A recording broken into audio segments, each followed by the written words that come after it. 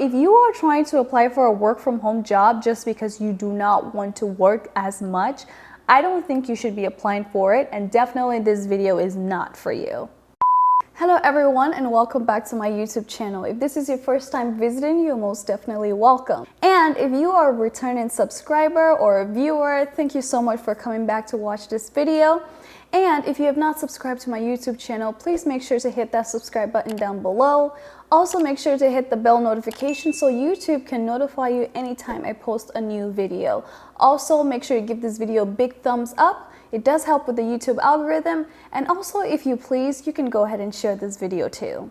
As you can see by the title below, I will be giving insight on how you can apply for a remote, or sometimes we call it a work from home job.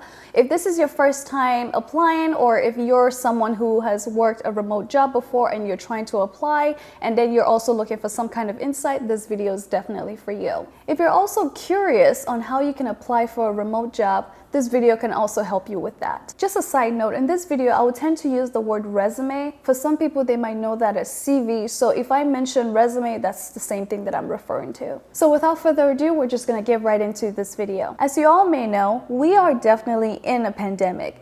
And if it has taught us anything, is that a lot of things can change within a snap of a finger. And you need to make sure that you are well equipped and well ready to be able to adjust to it. And some of those things are changing careers or being in a more remote and flexible situation that you can work from home. Some of the reasons that people may be interested in working from home is the flexibility that it gives, and also cost savings when it comes to transportation to and from their current job. Another important reason why people may be interested in remote opportunities is the ability to work from anywhere and anytime. To start off, in order to apply for a remote job, you need to understand what industry it is that you are and if there are remote jobs that are available in that field. For example, if you are a psychologist, a counselor, or a therapist, most of the time, a lot of those sessions tend to happen in person, but now, due to the way COVID has panned out, telehealth has become even more popular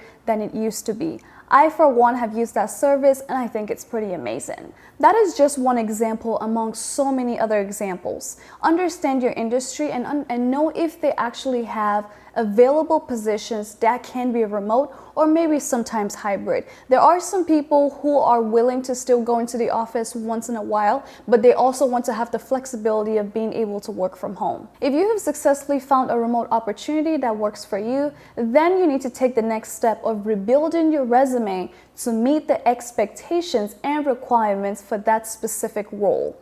The reason why I mention this is, unlike some traditional roles, applying for a work from home or remote opportunity may require some flexibility. So make sure that you're paying attention to the lingos and keywords that they use in the job application. So make sure that the keywords that you're using within your resume definitely aligns to that job requirement. The next step that you need to take after putting your resume together is building your network.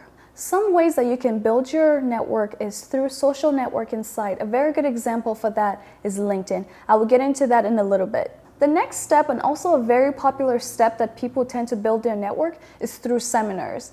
Seminars are just events that either talk about job opportunity, or companies hosting a seminar which invites a lot of candidates to attend so that they can learn about the open positions that they have within the company. Some seminars are set by colleges, some businesses, community organizations. There are just so many opportunities and different seminars that you can attend to understand or find other job opportunities that are available to you which are remote. Another way, which is one of the popular ways for young professionals like myself, are career fairs. Career fairs are hosted by colleges or the community or any organization in general. To give you an understanding of what a career fair is when different companies from all over the company or all over the world come to a specific location and create a fair where different candidates can come in and talk to employers or potential employers. They can talk to organizations that they want to be a part of. They use that time to build their network and also hand out their resumes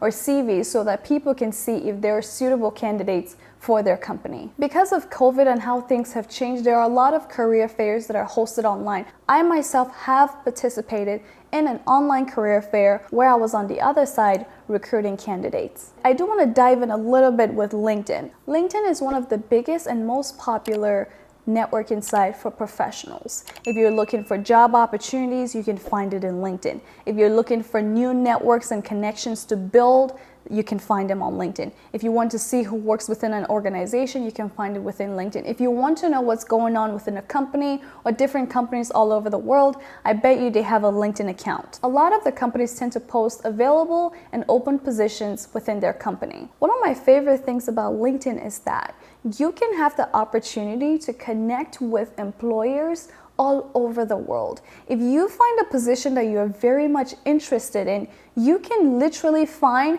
the hiring manager or at least the HR department within that company and connect with them and get even more details about the position that they posted. Once you put in your application and you feel like you have met every expectation and requirement within that job, you can go ahead and apply. Another thing you can do within LinkedIn, either before your application or after your application, is as you reached out to those connections, you can ask them questions as to what it's like working for that company or what is it that you should be prepared for when you're going for an interview. I don't think that's a terrible question to ask, and I myself wouldn't mind if someone asked me that question. People don't tend to know about this secret, but a lot of companies give incentives to their current employees to find candidates that they feel are a perfect fit for their organization. So it does not hurt to reach out to someone who works within that company and get some pointers or even possible a referral. You can show them your resume, you guys can connect on LinkedIn, you guys can have other conversations,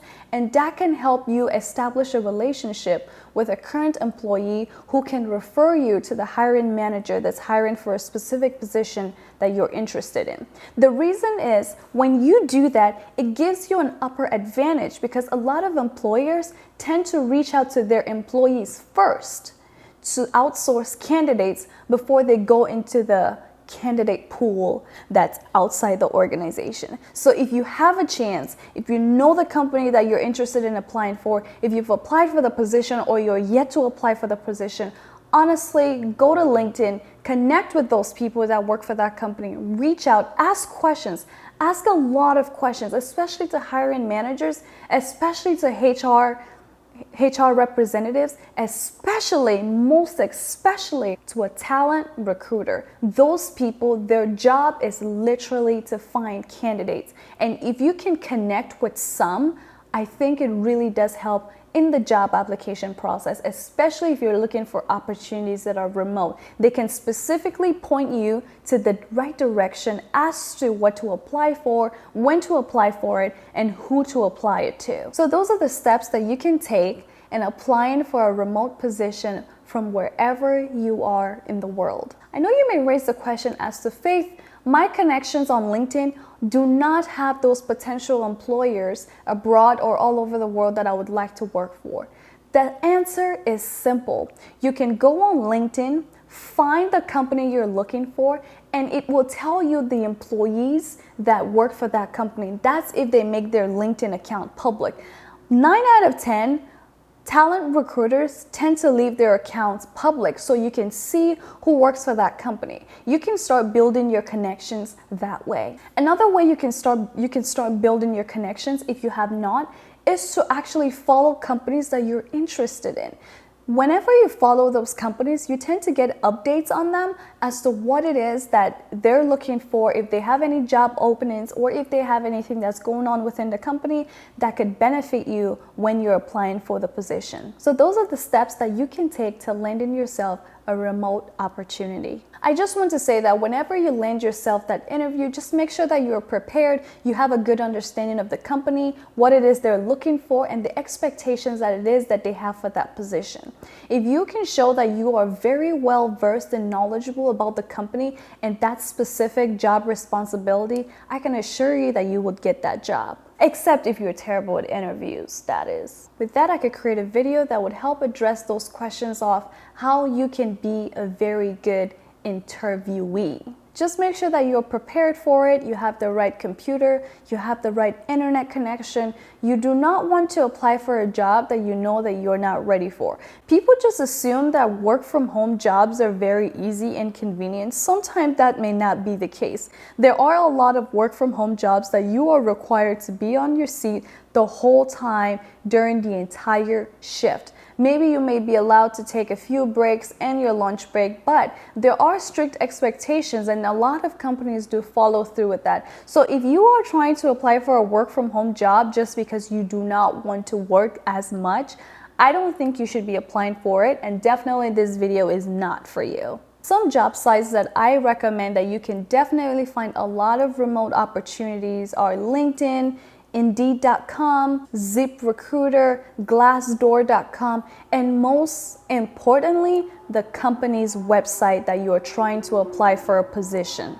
Some people do think that working from home or working in a remote position is a very easy task. Sometimes it can be very, very difficult just because you don't have the support or availability of people as you would when you're in an office setting. So a lot of problem solving tends to be self-done rather than in a teamwork environment. So this brings us to the end of the video. Thank you so much for watching. If you have any other questions that you may think of, leave it down in the comment section below, and if I can answer it, I'll definitely answer it. If I can't, I'll refer you to some site or someone who can potentially answer your question. Thank you so much for watching, and like I said in the beginning of my video, if you have not subscribed to my channel, please make sure you hit that subscribe button. Give this video a thumbs up. It really does help with the YouTube algorithm. Share this to a friend, a co-worker, or someone that you may know that will be interested in this video. Thank you so much for watching, and I will see you in my next video.